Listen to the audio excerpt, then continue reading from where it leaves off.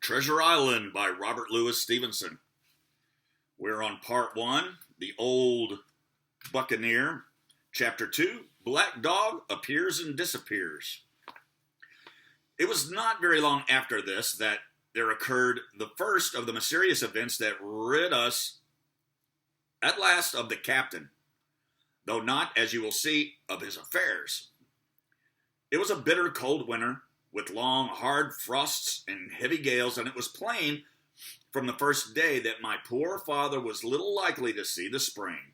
He sank daily, and my mother and I had all the inn upon our hands, and were kept busy enough without paying much regard to our unpleasant guest.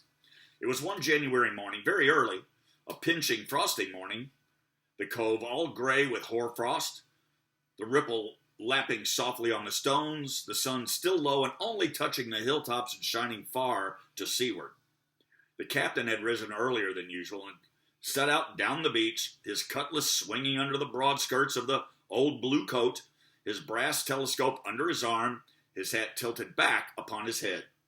I remember his breath hanging like smoke in his wake as he strode off, and the last sound I heard of him as he turned the big rock was a loud snort of indignation, as though his mind was still running upon Mr. Livesey. Well, Mother was upstairs with Father, and I was laying the breakfast table against the captain's return, when the parlor door opened, and a man stepped in on whom I had never set my eyes on before. He was a pale, tallowy creature, wanting 2 fingers of the left hand, and though he wore a cutlass, he did not look much like a fighter. I had always my eye open for seafaring men with one leg or two, and I remember this one puzzled me. He was not sailorly, and yet he had a smack of the sea about him too. I asked him what was for his service, and he said he would take rum. But as I was going out of the room to fetch it, he sat down upon a table and motioned me to draw near. I paused where I was with my napkin in my hand. "Come here, sonny," says he. "Come nearer here." I took a step nearer. "Is this here table for my mate Bill?" he asked with a kind of leer. I told him I did not know his mate Bill, and this was for a person who stayed in our house, whom we called the captain. "Well," said he, "my mate Bill will be called the captain, as like or not. He has a cut on one cheek, and a mighty pleasant way with him, particularly in drink, has my mate Bill. We'll put it, for argument like, that your captain has a cut on one cheek, and we'll put it, if you like, that cheek's the right one. Oh, well, I told you. Now, is my mate Bill in this house, right here?" I told him he was out walking. "Which way, sonny? Which way is he gone?" And when I had pointed out the rock and told him how the captain was likely to return, and how soon, and answered a few other questions, "Ah," said he, "this'll be as good as drink to my mate Bill." The expression of his face as he said these words were not at all pleasant, and I had my own reasons for thinking that the stranger was mistaken, even supposing he meant what he said. But it was no affair of mine, I thought, and besides, it was difficult to know what to do. The stranger kept hanging about just outside the inn door, peering round the corner like a cat, waiting for a mouse. Once I stepped out myself into the road, but he immediately called me back, and as I did not obey quick enough for his fancy, a most horrible change came over his tallowy face, and he ordered me in with an oath that made me jump. As soon as I was back again, he returned to his former manner, half fawning, half sneering, patted me on the shoulder, told me I was a good boy, and he had taken quite a fancy to me. "I have a son of my own," said he, "as like you as 2 blocks, and he's all the pride of my heart. But the great thing for boys is discipline, sonny, discipline. Now, if you had sailed along of Bill, you'd have stood there to be spoke to twice. Not you. That was never Bill's way, nor the way of sich a sailed with him. And here, sure enough, is my mate Bill, with a spyglass under his arm, bless his old heart, to be sure. You and me'll just go back into the parlor, sonny, and get behind the door, and we'll give Bill a little surprise, bless his heart, I say again." So saying, the stranger backed along with me into the parlor and put me behind him in a corner so that we were both hidden by the open door.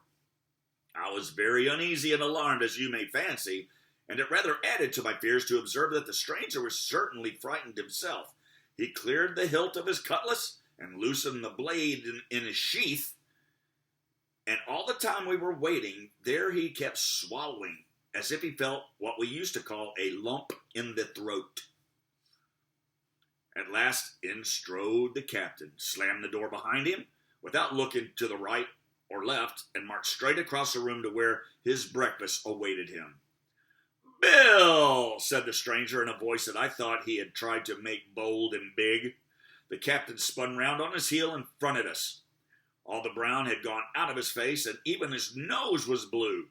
He had the look of a man who sees a ghost, or the evil one, or something worse, if anything can be. And, upon my word, I felt sorry to see him, all in a moment, turn so old and sick. "Come, Bill, you know me. You know an old shipmate, Bill, surely," said the stranger. The captain made sort of a gasp. "Black Dog," said he. "And who else?" returned the other, getting more at his ease. "Black Dog as ever was, come for to see his old shipmate Billy." At the Admiral Benbow Inn. "Ah, Bill, we have seen a sighter times, us two, since I lost them 2 talons, holding up his mutilated hand.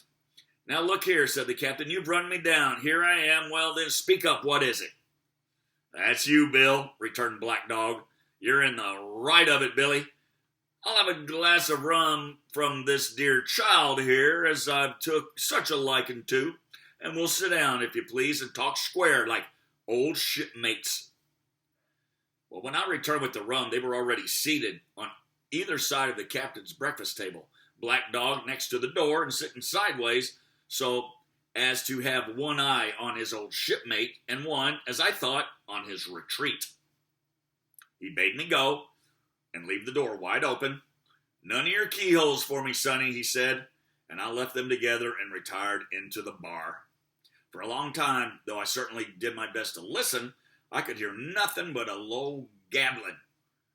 But at last the voices began to grow higher, and I could pick up a word or two, mostly oaths, from the captain. "No, and an end of it," he cried once, and again, "If it comes to swinging, swing all, I say." Say I. Then all of a sudden there was a tremendous explosion of oaths and other noises. The chair and table went over in a lump, a clash of steel followed, and then a cry of pain. And the next instant I saw Black Dog in full flight and the captain hotly pursuing, both with drawn cutlasses, and the former streaming blood from the left shoulder. Just at the door the captain aimed at the fugitive one last tremendous cut, which would certainly have split him to the chine had it not been intercepted by our big signboard of Admiral Benbow. You may see the notch on the lower side of the frame to this day. Now that blow was the last of the battle. Once out upon the road, Black Dog, in spite of his wound, showed a wonderful clean pair of heels and disappeared over the edge of the hill in half a minute. The captain, for his part, stood staring at the signboard like a bewildered man. Then he passed his hand over his eyes several times and at last turned back into the house. "Jim," says he, "rum." And as he spoke, he reeled a little and caught himself with one hand against the wall. "Are you hurt?" cried I. "Rum," he repeated. "I must get away from here. Rum! I ran to fetch it, but I was quite unsteadied by all that had fallen out, and I broke one glass and fouled the tap, and while I was still getting in my own way, I heard a loud fall in the parlor, and, running in, beheld the captain lying full length upon the floor. At the same instant, my mother, alarmed by the cries and fighting, came running downstairs to help me. Between us, we raised his head. He was breathing very loud and hard, but his eyes were closed, and his face a horrible color. "Dearie me," cried my mother, "what a disgrace upon the house! and your poor father's sick." In the meantime, we had no idea what to do to help the captain, nor any other thought but that he had got his death hurt in the scuffle with the stranger. I got the rum, to be sure, and tried to put it down his throat, but his teeth were tightly shut and his jaws as strong as iron. It was a happy relief for us when the door opened and Mr. Livesey came in on his visit to my father. "Oh, doctor," we cried, "what shall we do? Where is he wounded?" "Wounded? A fiddlestick's end," said the doctor. "No more wounded than you or I. That man has had a stroke, as I warned him. Now, Mrs. Hawkins, just you run upstairs to your husband and tell him, if possible, nothing about it. But for my part, I must do my best to save this fellow's trebly worthless life, and Jim here will get me a basin." Well, when I got back at the basin, the doctor had already ripped up the captain's sleeve and exposed his great sinewy arm. It was tattooed in several places. "Here's luck. A fair wind and Billy Bones' fancy were all neatly and clearly executed on the forearm. And up near the shoulder there was a sketch of a gallows and a man hanging from it, done, as I thought, with great spirit." "Prophetic," said the doctor, touching this picture with his finger. "And now, Master Billy Bones, if that be your name, we'll have a look at the color of your blood. Jim," he said, "are you afraid of blood?" "No, sir," said I. "Well then," said he, "you hold the basin," and with that he took his lancet and opened a vein. A great deal of blood was taken before the captain opened his eyes and looked mistily about him. First he recognized the doctor with an unmistakable frown. Then his glance fell upon me, and he looked relieved. But suddenly his color changed, and he tried to raise himself, crying, "Where's Black Dog?" "Well, there is no black dog here," said the doctor, "except what you have on your own back. You have been drinking rum, you have had a stroke, precisely as I told you you would do, and I have just very much, against my own will, dragged you head foremost out of the grave. Now, Mr. Bones," "That's not my name," he interrupted. "Much I care," returned the doctor. "It's the name of a buccaneer of my acquaintance, and I call you by it for the sake of shortness. And what I have to say to you is this: one glass of rum won't kill you, but if you take one, you'll take another, and I stake my wig, if you don't break off short, you'll die. You understand that? Die, and go to your own place like the man in the Bible. Come now, make an effort. I'll help you to your bed for once." Between us, with much trouble, we managed to hoist him upstairs and laid him on his bed, where his head fell back on the pillow as if he were almost fainting. "Now, mind you," said the doc, "I'll clear my conscience. The name of rum for you is death." And with that he went off to see my father, taking me with him by the arm. "This is nothing," he said as soon as he had closed the door. "I have drawn blood enough to keep him quiet a while. He should lie for a week where he is. That is the best thing for him and you, but another stroke would settle him." All right, that's chapter 2. Chapter 3 is called The Black Spot. I don't know if you ever read this when you were a kid like I did. The black spot goes here.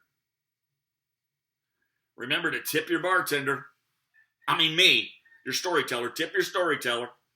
Bartender works for 30 seconds, and you tip him. How long did I just read to you? Venmo, PayPal, whatever. It's probably listed somewhere. If not, I hope you enjoyed it anyway.